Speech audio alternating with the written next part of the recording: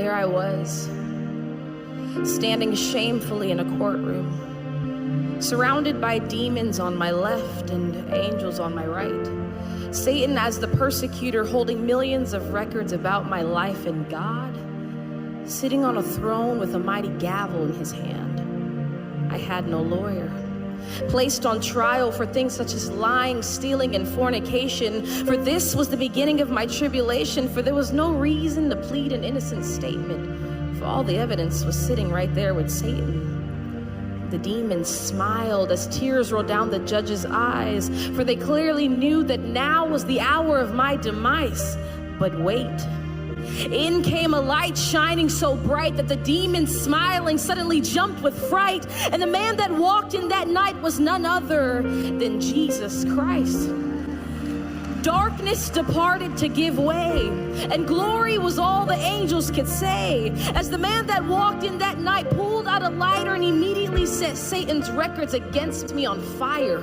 He took the sentence file and erased my name, looked at me in the eyes and said, "Daughter, I'll take the blame."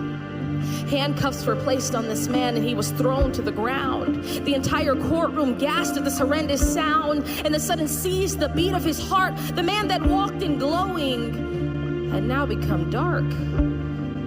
I did this to him. My lying, my stealing, my cheating, and he took the pain and spent 3 days in the hell that I was to go to for eternity. I left the courtroom that day, and there was nothing I could say.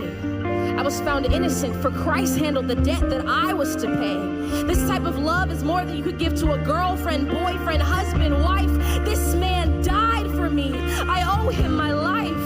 And even though my life is not at all worth it, how could you ever trade preference for perfect? See, I gave my life to Christ and suddenly picked up a mop.